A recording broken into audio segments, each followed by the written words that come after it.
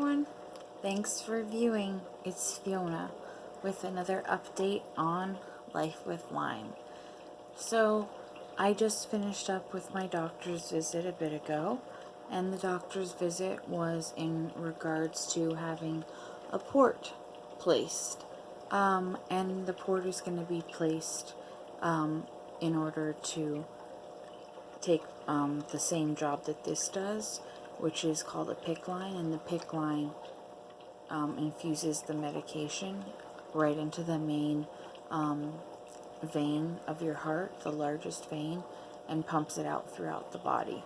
So this line allows you to deliver that medication to that vein. And right now I am currently actually on my pump. I've showed in other videos hooking up. Well, once you're on, it's pretty simple. You sit down and listen to it as it pumps, and it'll start beeping at you, give you a warning when there's 2 minutes left, and then it'll beep at you again when it's all finished up.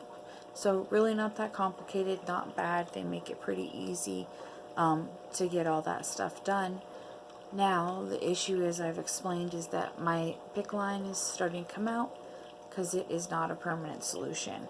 And a port is something that can last longer in your body and is meant for more long-term infusion use.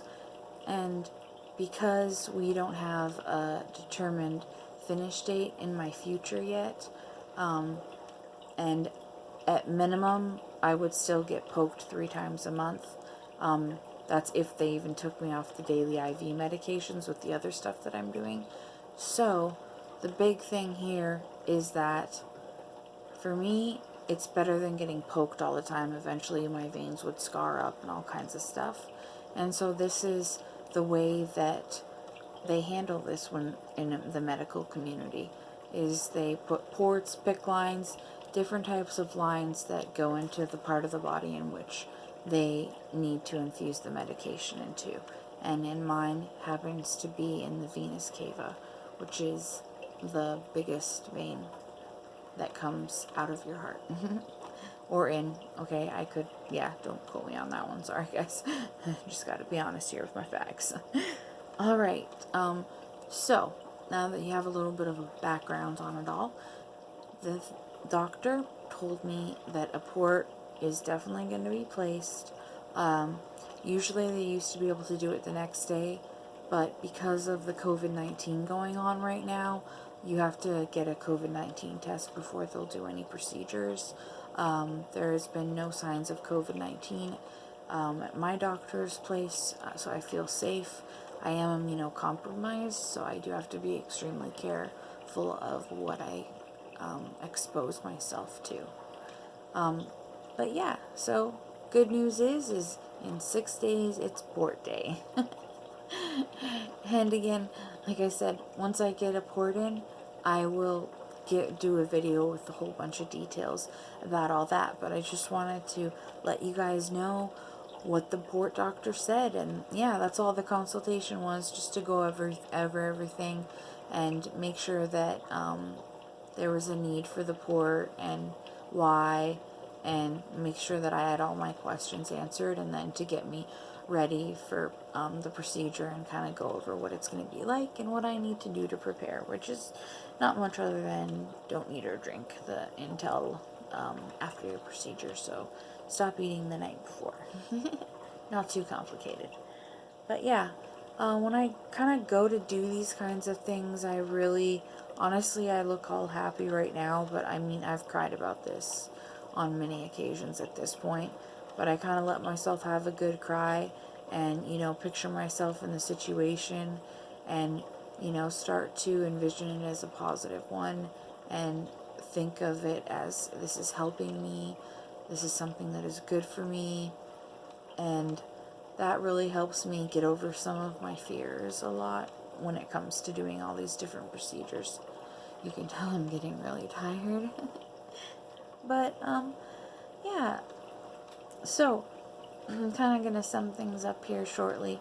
But I just wanted to give you guys an idea of what a day for me currently looks like. Is I wake up and I do my infusions. I usually wake up just really not doing well.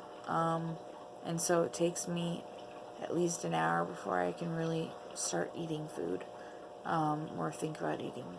And I have to get down a bunch of medications, which I actually take 20 different pills for pain. And it's not like oxycodone or anything like that. I take kratom. But I take those every single morning, like an hour before I go out of bed, just to start getting myself together for the day. And then I take some more right as I get out of bed. And I take some more with breakfast. And it's a pill pop and frenzy over here. On top of that, they have me on 52 different other medications right now. That does include my IV meds, though. And so it's a lot to keep track of. So pretty much I'm taking medications throughout the days, timing it with eating this, that, and the other. I also have a condition called reflex sympathetic dystrophy in my right leg. And I was in a wheelchair for 2 years. And a big part of keeping me out of a wheelchair is keeping me moving and making sure that leg gets exercised and fluid pumping through it on a daily basis. So I usually do a good walk every day. I also have a cute little puppy. He's sitting right next to me, snuggling. That I take out, which the doctors prescribed and told me that they thought that it would be a really good idea for me to get a dog. I was not in a good state at that time, and it did definitely help pull me into thinking about caring about something else and not always constantly focusing on my own illness and what that's like. But I'm kind of happy that they're not placing the port the very next day. At least it gives me time to kind of think about it and chew on it and get myself ready and prepared for it all. But in all honesty, I've really learned that the more you fight against things that are the necessary, the harder you make things on yourself. So if you can find a way to accept what is and spin it to yourself as something positive, it really, really helps. And again, like that's really what I do most of the time for everything that I do. Alright, sorry I kind of started rambling, which I totally do sometimes. But, yeah, so I take a bunch of pills usually during the day. See, I forget what I'm talking about a lot. But I take a bunch of pills, and then I end up having, by the time I'm done doing all that kind of stuff, I am usually tired, worn out, and then come home, do dinner, more pills, more infusions. Other days of the week I'd have infusions in the middle of the day, so 3 times a day. And then there's everything else that you gotta take care of involved in life and stuff. And so at least right now I'd say about 4 hours of my day I usually spend just dealing with infusion medications. And I don't know how that's going to change again with the doxy.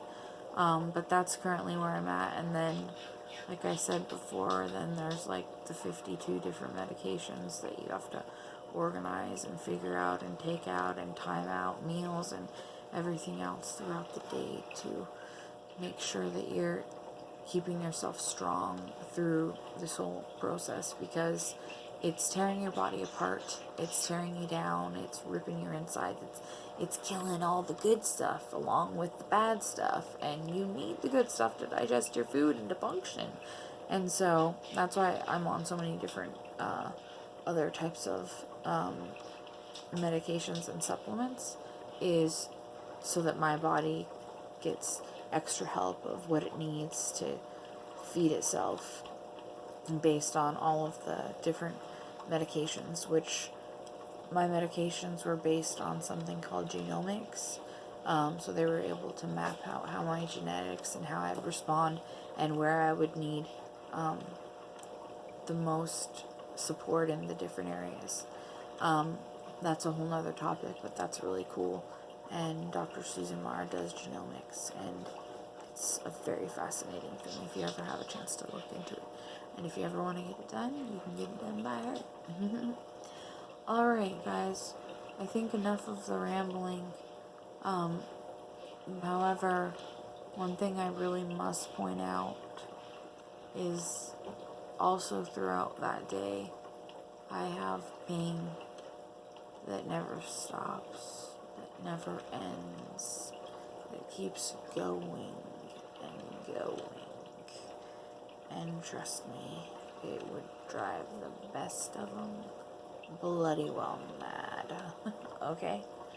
So, I literally take so many pills every day to try to manage that, but it only works for like 30%. And then like I've been trying these calio patches that I've been like sticking on my back and stuff, and sometimes I think it helps, sometimes I just don't know. You know, it's just a roller coaster. And then on top of always being like really hurting all the time, like your joints hurt, your toes hurt, sometimes your feet gets pain, sometimes you get stabbing pain here, sometimes your neck gets a stabbing pain, sometimes your back seizes up on you. Like, it's just like, oh my god, you don't know, but it's always something. Trust me, you don't get a day break. There's no vacation with Lyme disease. This stuff don't stop. Okay, so there's that part of it, and then a lot of times I'm nauseous. Many times throughout the day. I'm talking at least 5 to like 20 times a day. I am like feeling like I want to hurl a whole bucket of you know what. And so that's another big angle of it. And of course, if you've got nausea, you've got puking and vomiting and all of that goes along with it. I vomit at least once to twice a week usually, which really sucks, and it comes out of nowhere. Sometimes I just wake up and I puke. Welcome to Lyme's. Another big thing with Lyme's is all the neurological effects. Like, I get shaking sometimes I like stutter, like that, and I'll have a hard time talking, doing stuff like that. And I don't drive at all right now because I'm scared I would kill somebody's child. So I won't do it with all the medications. I'm so like loopy, it's really hard, and you're so fatigued, I can't even see straight. Sometimes it's like wobbly vision, sometimes like my vision feels like it changes, sometimes it seems like things taste one way one day, then they taste a different way another time. It's the same thing, so I don't get how it tastes different, but that's what my body says to me. Then I've got this ear ringing problem and ringing, and then there's all these sinus issues and congestion going on, and I'm probably forgetting like a whole long lineup of other issues. But I mean, could you imagine trying to function through a day of all that? That's what Lyme, I keep saying Lyme's and that's not right. That's what Lyme is like. It is, I really think it's your worst nightmare that you could wish for torture. Because I feel like it tortures every part of your body in so many ways. So, anyways, that's just a little bit of a tidbit of what a day is like for me and what I work through. So just getting up in the morning is a feat for me. And sometimes I get up and I'm winded from like getting dressed. Sometimes if I walk 3 blocks, it looks like I jogged 3 miles. Like, I'm not joking, sweating. Like, it's really bad. Sorry. My puppy and the kitties don't always get along. Sorry about that. But, yeah, so that's kind of a little bit. If anybody has questions or anything, I'm open to answer them and to just help bring more awareness out in the world about what life with Lyme disease is like, because it ain't no fun and it ain't no joke. And the reality of this situation is that like, me and my family, we're freaking out over here because we have to make sure we can pay the doctors and pay all my support meds and all that kind of stuff. And this is not an easy thing. And that's why most people that have Lyme, they can't even get treatment. I won't say most, but some of the folks that do have Lyme can't get treatment because they can't even afford it. So they try all these, other, like, natural, cheaper, ways to do things. And, I mean, the reality is there's no set in stone, this is the cure in the medical community. We're still figuring it out. We're still, trying to understand it. It mutates. There's so many crazy aspects to this. It's really quite unreal. But there's a lot of people out there suffering, and unfortunately I think there's a lot of people misdiagnosed that are suffering and will not get better until they figure out what it is, and we can figure out some kind of way to cure this thing, which I was told it will be at least probably a decade before that happens. So until then, we've got to be managing this. We've got to stick together, and I hope that everybody can start to realize that Lyme disease goes ignored, and a lot of people are unaware of how badly it affects you, and a lot of people don't understand why one day you really need a cane, and like one day you're walking kind of okay. It's like good and bad, but that's how the disease is. That's why if you have fibro and you're having good or bad days, you might want to seriously consider getting checked for Lyme disease. Also like chronic fatigue. But the thing is, when you get checked, you need to get checked for all of the co-infections that come along with it, because there is a large list of them.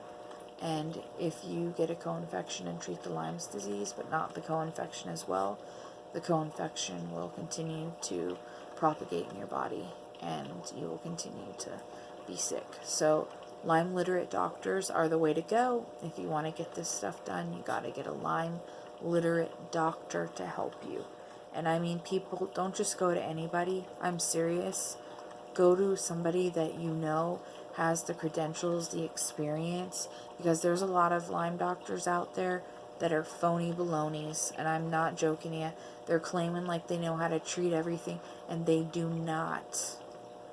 And you will waste your money. I've been to a ton of them, trust me. So please be smart. Make sure it is a Lyme literate doctor. I think it's ILADS is what they have to be trained under. But make sure it's a Lyme literate doctor, and make sure you get your testing not through CDC criteria, but through some, like I used IGeneX. I know there's other labs too. Your Lyme literate doctor will know the ones best for you in your area. But I would get that testing, because I came out negative on all of the tests that my primary care doctor ruled out, leaving me very sick and having this disease spread to my brain and not getting medication in time. And now I'm rendered permanently disabled because of that, and fighting for a small slice of life, I feel like, even though I'm going to say it's my big slice, because I really try to stay positive on it all. So, anyways, I hope that people out there, I've probably said this a few times, can just understand that if we don't start bringing awareness to Lyme disease, people like me will not get treatment. If we run out of money, which I'm scared to death, this is possible. I come from a single mom family home, and my single mom has been helping me along with my sister and I call him my hubby. Without them, and along with my extended family who's also been helping me out on my mom's side, without them, I don't think I would be here. That's the fact of the matter. I wouldn't be here, because thank God my hubby's been here on the bad days, because sometimes If I was alone, I don't know if I would have gotten through that day. So, the reality of the situation leads us back to awareness, and understanding, because you can't see just any old doctor. They don't have the understanding. They will tell you there's nothing wrong because they can't see this microscopic bacteria growing all through your body that doesn't live inside of your blood. So guess what, when you take a blood test? Oh, it's not there? Yeah, we know. It doesn't live there. So that's why. There's ways to work it into your blood, but it's not an accurate way to test. And hopefully, in the future, we will realize this and find some more solutions. I know they are working on it. Dr. Horowitz, I gotta send a shout out to him. He is the reason that I figured out what was wrong. It was the 2017 Lyme Disease conference video that showed me exactly what was going on and made me really realize what I had, because none of the doctors could figure out. And thank God I saw that, because that led me to Dr. Susan Mara, that led me to Pacific Frontier Medical, and those doctors are the reason that I am alive today, and why my brain is currently hopefully being saved so that I don't lose any more bits and pieces, because damn it, I need all the ones I got. But yeah, so hopefully we'll see where we are in the end. I don't like to think about it, really. It makes me freaked out. But hopefully we're going to get it all handled, and I just pray that I'm going to come out this the other side. I think there's a mention you can do stem cells after to like help regrow stuff and things, but again, that has to be paid for by you. It's an experimental thing. You know, we really need to start advancing our understanding of Lyme and how to handle, how to deal, and making sure that people can get care to medical. I mean, could you imagine? There's so many people that don't even have health care still. How are they supposed to get any of this figured out? One guy had Lyme disease, and I mean, like I said, this varies from person to person, how severe your symptoms are, all kinds of things. I happen to be completely knocked down, but it's also because I contracted 5 co-infections with the Lyme. This one other guy had it, and he at first, when he was talking to the doctor, he just thought it was a part of the aging process. You know, he didn't even realize, like, oh, this isn't how you're supposed to age. You know, so I personally think that there's a lot of people that are saying that they're sick and something's wrong, and they're going into their regular doctor and they're trying to get a test done, and they're testing them for Lyme, and they're saying, oh, you're fine. And then they're going to call the person crazy because they're going to say all of the tests are fine, there's nothing wrong with you. And I mean, you could see hundreds of doctors and they'll tell you that you're fine, but you know you're not fine, and you have to listen to your gut and yourself, and you have to push for yourself, and you have to just keep trying. Don't give up, okay? Don't give up, alright? I didn't give up, and 6 years later, here I am, and I'm getting the medical treatment, and there's a chance and hope for me. Versus, imagine your body spiraling out, losing your mind, your thinking, your memory, your vision, and all these things slowly, and nobody knows why. Nobody can tell you. My eyeballs turned all red for months, and nobody could tell me what was going on. So I'm kind of forgetting, to be honest. I'm having a little brain farting issue. But anyways, sorry guys, I kind of dropped the ball on that one.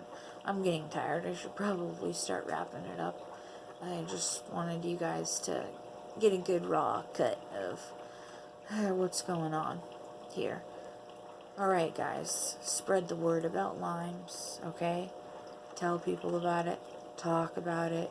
The more we get the word out, the more it's going to push the CDC and all the other everybody to get on board and to care and to help.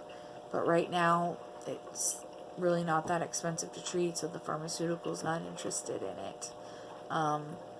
And the only way that we're going to probably get enough attention is with the public, bringing it out, bringing it noticed, and, you know, really making it as an important thing that we have to start addressing.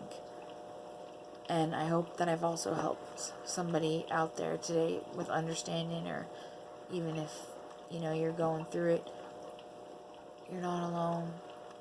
I am so, so, so sorry. But you're not alone. And you gotta take it one day at a time. 1 hour at a time. 1 minute at a time. And even sometimes 1 second at a time. But you have got this. And you can do this. It's just gonna be hard. That's why I told you how I do it, is I tell myself it's okay. It's okay. This is good for you. Your internal dialogue is crucial. So you want to have positive thinking for yourself. And catch yourself when you go into negative spin outs as best you can. Alright. That is my tidbit, guys. Keep tuned. Keep watching. And keep learning about Lyme. And thank you so much. But most of all, don't forget to like and subscribe. Woo! Thanks again.